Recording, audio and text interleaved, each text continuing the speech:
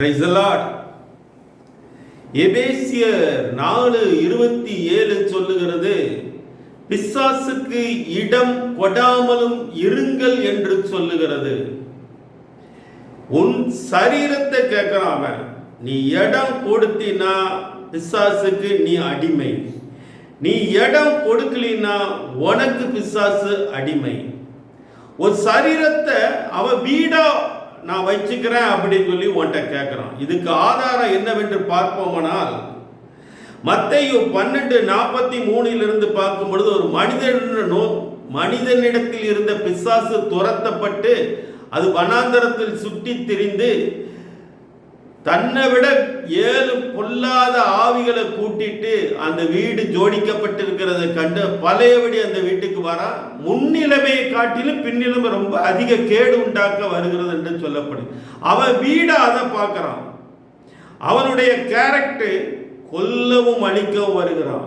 எவனை விழுங்கலாமோ என்று வகை தேடி சுட்டி தீர்கிறான். கர்ச்சிக்கிற சிங்கம் போல வருகிறான். ஆதி முதலே மனித கொலைபாதகனாக இருக்கிறான். இதுதான் அவனுடைய கேரக்டர். உனக்குள்ள வந்துட்டு அவனை எப்படியாவது கொல்லவும் அழிக்கவும் செய்யறது அவனுடைய திட்டமா இருக்கிறது. இயேசுநாதர் உன் சரீரத்தை கேட்கிறார், நான் தங்கும் ஆலயமா கேட்கிறார். 1 கொரிந்தியர் 6 நீங்களே அந்த ஆலயம். ஒருவன் என் ஆலயத்தை கெடுத்தால் அவனை நான் கெடுத்து போடுவேன், பழி வாங்குவேன் சொல்றாரு. ஆலயத்தை ஒருத்தன் கெடுத்தா நான் அவனை கெடுத்து போடுவேன்னு சொல்றாரு. பழைய எபேசியர் 5 சொல்றாரு, அவரு போஷிக்கவும் காப்பாற்றுவேன்னு சொல்றாரு. அவர் உன்ன சரீரத்தை ஆலயமா இருக்கு வச்சுக்கிறேன், நான் உனக்குள்ள வந்து வாசம் பண்றேன், உன் சரீரத்தை எனக்கு கொடுன்னு சொல்றாரு.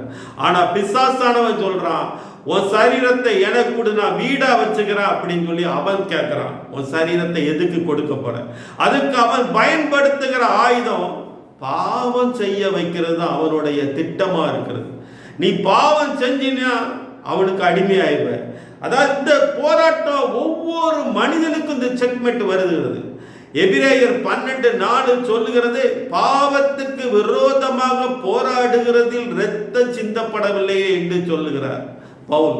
அதாவது எபிரேயன் சொல்லுகிறார், பாவத்துக்கு விரோதமான போராட்டம் ஒவ்வொரு கிறிஸ்தவனுக்கும் உண்டு. அந்த போராட்டத்தில் நீ பாவத்துக்கு இடம் கொடுத்துறாத. நீ பாவத்தை செஞ்சினா அவனுக்கு அடிமையாயிருவ.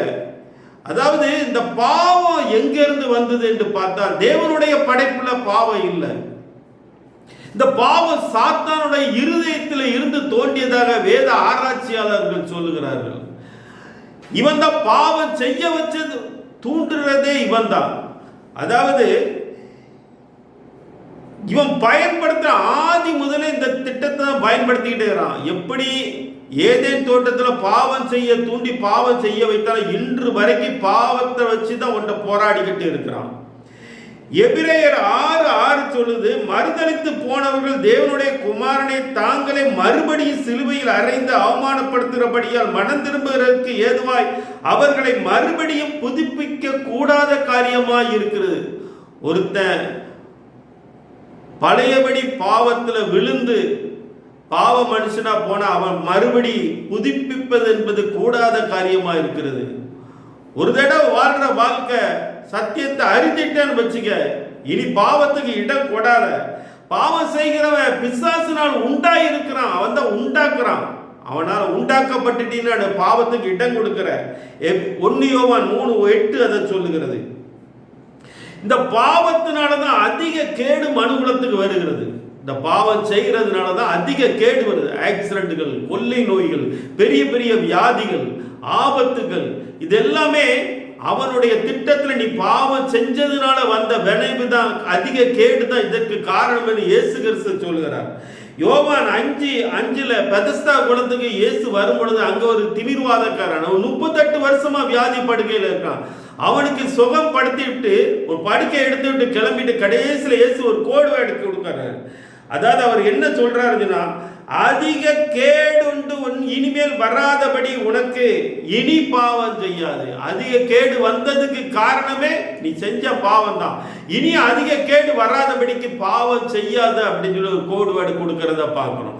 அதே மாதிரி யோவான் 8:11 ஒரு சம்பவம், ஒரு விபச்சார ஸ்திரியை கையின் களவுமாக பிடித்து இயேசுவிடம் கொண்டு நீர் நியாயம் செய்யும் சொல்லி அல்லாட்ட நாங்கள் கல்லெறிந்து கொல்ல போறோங்கிற வருகிற அந்த கூட்டத்துக்கு இயேசுநாதர் அந்த ஸ்திரியை முதல்ல காப்பாத்துறாரு.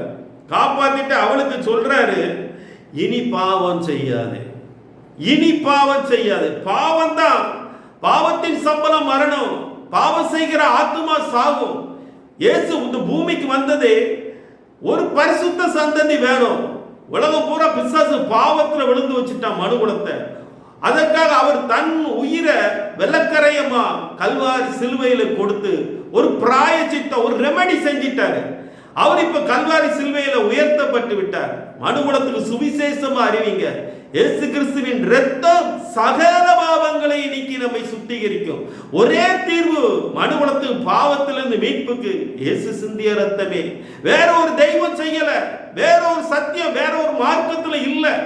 மீட்புக்கு ஒரே வழி, பாவத்திலிருந்து இயேசு ஒரு ஷூரிட்டி கொண்டு வந்துட்டாரு. ஒரு திட்டமும் தெளிவுமான தன்னுடைய இரத்தத்தினால மனுகுலத்துக்கு பாவத்திலிருந்து மீட்பு இருக்குது.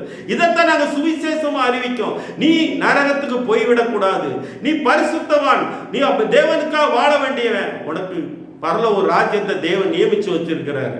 அதாவது தேவ பிள்ளையை உனக்கு வரும் அத்தனை சோதனைக்கு காரணம் பாவம் தாங்கிறது தெரிஞ்சிட்டு அதுக்கு வேதாகம சில அறிவுரைகளை சொல்லுகிறது. ரோமர் 13:12 இரவு சென்று போயிட்டு பகல் சமீபமாயிட்டு ஆகையால் அந்தகார கிரியைகளை தள்ளிவிட்டு ஒளியின் ஆயுதங்களை நாம் தரித்துக் கொள்ள கடவோம்.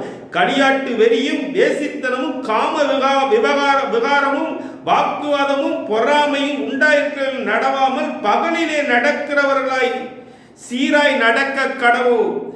துரீச்சைகளுக்கு இடமாக உடலை பேணாமல் கர்த்தராய் இயேசு கிறிஸ்துவை தரித்துக் கொள்வோம். இயேசு கிறிஸ்துவை நாம் தரித்துக் கொள்வோம். அவருக்கு தன்னுடைய சரீரத்தை ஆலயமாய் கொடுப்போம். அவர் எனக்குள்ளே வாசம் பண்ணட்டும், நான் பரிசுத்தவானாய் மாறட்டும், இயேசுவுக்காக எதையாவது செய்யட்டும். இப்படியே நீ வாழ்ந்துகிட்டு இருந்த உனக்கு ஒரு ராஜ்யம் கொடுக்கப்படுது. பரலோக ராஜ்யத்தை திட்டம் தெளிவுமாக சொல்கிறார். வேதாகமத்தில் சில இந்த பாவத்தில் விழுந்து அவங்க எப்படி தன்னுடைய நிலையை விழுந்து போனாங்கிறத பார்ப்போமானால், ஏதேனிலே தேவன் கட்டளையா கொடுக்கிறாரு, இந்த மரத்தின் கனியை புசி, இந்த மரத்தின் கனியை புசிக்காதுன்னு. 3:1 சர்ப்பம் உள்ள வருது, அது வஞ்சிக்கிறதா தெரிகிறது. அந்த பிசாசானவன் ஏவாள் இடத்தில் தன்னுடைய உபதேசத்தை சொல்லுது, நீங்கள் சாகவே சாவது இல்லை, அந்த பழத்தின் கனியை நீங்கள் புசிப்பீர்களானால் தேவர்களைப் போல ஆவீர்கள். பொய்ய சொல்லுது. அதை ஏற்றுக்கொண்டு அவள் ஆதியாகமம் 3:6 சொல்லுது, ஏவாளுக்கு அந்த மரத்தின் கனியை புசிப்புக்கு நல்லதும் பார்வைக்கு இன்பமுமாய் இருக்கிறது, அவள் இச்சிக்கப்படத்தக்கதாக விருட்சமாய் இருக்கிறது என்று கண்டு அந்த கனியை பறித்து புசித்தாள் என்று பார்க்கிறோம்.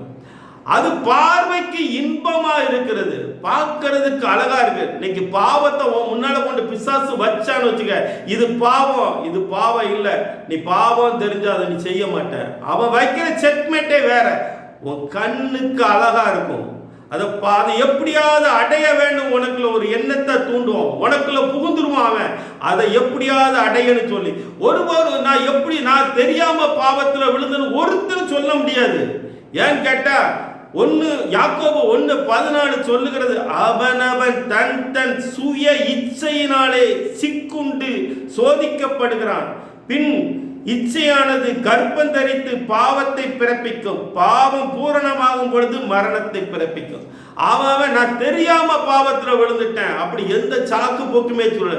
உனக்கு சுயம் கொடுத்திருக்க, அந்த சுயத்தினால தான் நீ அதை தீர்மானித்து பாவத்துல விழுந்து விடாதபடிக்கு இயேசுவை தரித்துக் கொள் என்று சொல்லப்படுகிறது. இரண்டாவது தாவீது ராஜா பார்க்கிறோம்.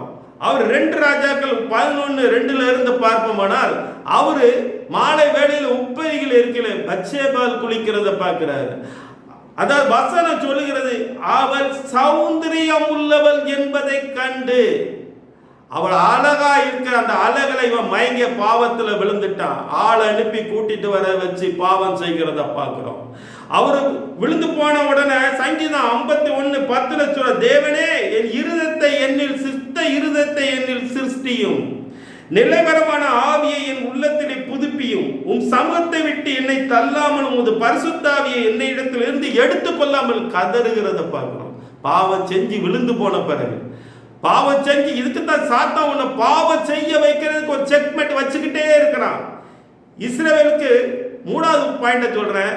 சிம்சோன் நியாயாதிபதி, பெரிய போஸ்ட், அவன் அநேக நியாயம் தீர்த்து தேவ ஜனங்களுக்கு என்னெல்லாமோ காரியங்களை செய்கிறான்.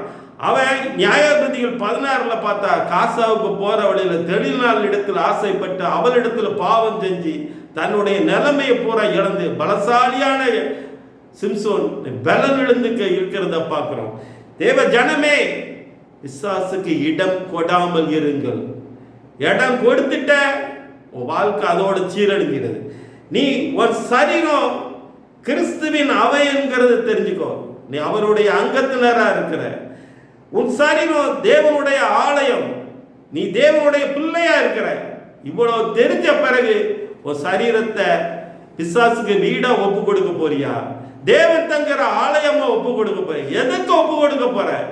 சிந்தித்து செயல்படு. ஆமென், ஹல்லேலூயா.